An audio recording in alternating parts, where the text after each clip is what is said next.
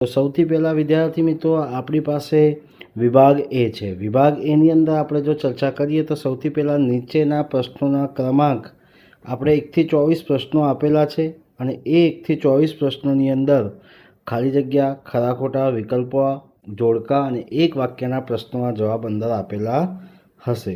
તો સૌથી પહેલાં આપણે વિદ્યાર્થી મિત્રો જો ચર્ચા કરીએ તો વૈકલ્પિક પ્રશ્નો છે, બરાબર છે, જે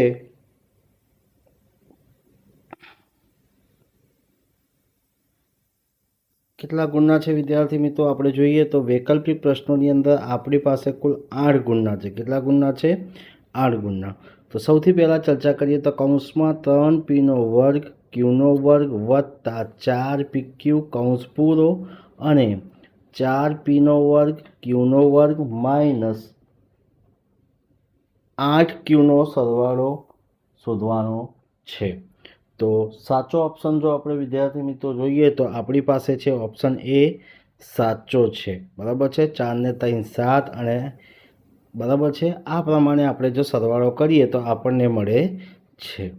ત્યારબાદ બીજો પ્રશ્ન છે 2 સેમી લંબાઈના 2 ઘન જોડીને બનતા લંબઘનનું ઘનફળ કેટલું થાય? તો 16 છે. કેટલું છે? 16 છે. ત્યારબાદ ત્રીજો પ્રશ્ન છે -1ની કૌંસ પૂરાની 1 ઘાત મોટા કૌંસનો -1 ઘાત ત્યારબાદ છગડીયા કૌંસ ત્યારબાદ મોટો કૌંસની 1 ઘાત. તો બધાની કિંમત શું મળે? તો આપણને જવાબ મળે છે -1 મળે છે. ત્યારબાદ x1 છેદમાં x1 છેદમાં x2 બરાબર y2 છેદમાં y1 છે. તો x અને y ખાલી જગ્યા પ્રમાણમાં છે, તો વ્યસ્ત પ્રમાણમાં છે. કયા પ્રમાણમાં છે? વ્યસ્ત પ્રમાણમાં છે.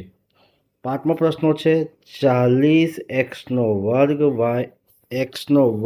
y વત્તા 1 છેદમાં 4xy બરાબર ખાલી જગ્યા. તો સાચો ઓપ્શન છે ઓપ્શન બી 10x વત્તા 1ના છેદમાં 4xy. ત્યારબાદ આપણી પાસે વિદ્યાર્થી મિત્રો પ્રશ્નો છે નેક્સ્ટ 6 નંબરનો -18 શું કહે છે? -18x નો વર્ગ y નો વર્ગ 18x નો વર્ગ y અને z નો વર્ગ ભાગ્યા 9xyz. તો વિદ્યાર્થી મિત્રો સાચો જવાબ છે આપણી પાસે -2xz.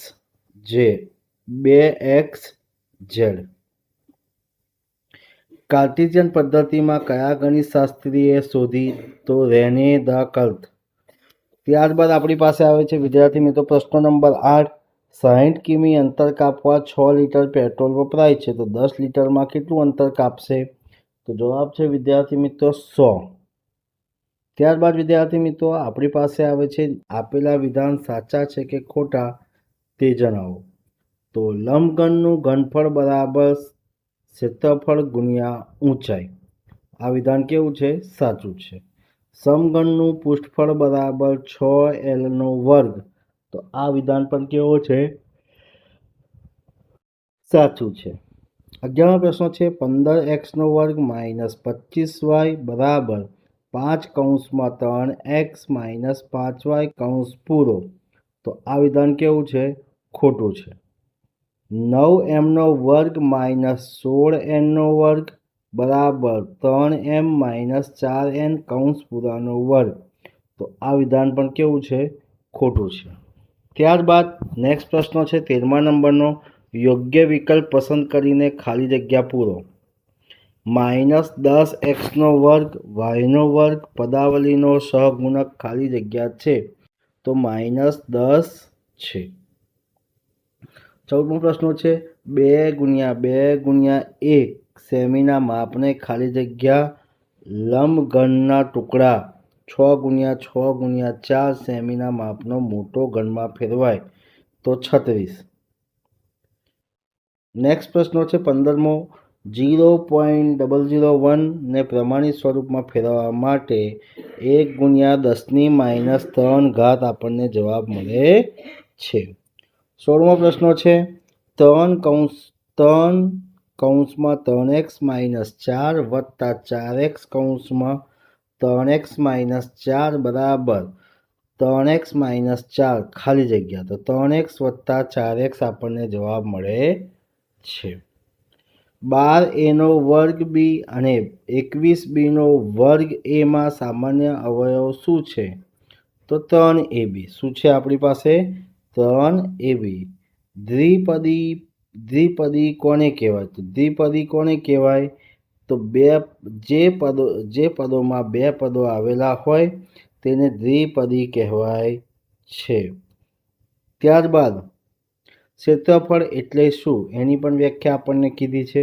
ત્યારબાદ આપણી પાસે જોડકા છે વિદ્યાર્થી મિત્રો 21, 22, 23 અને 24.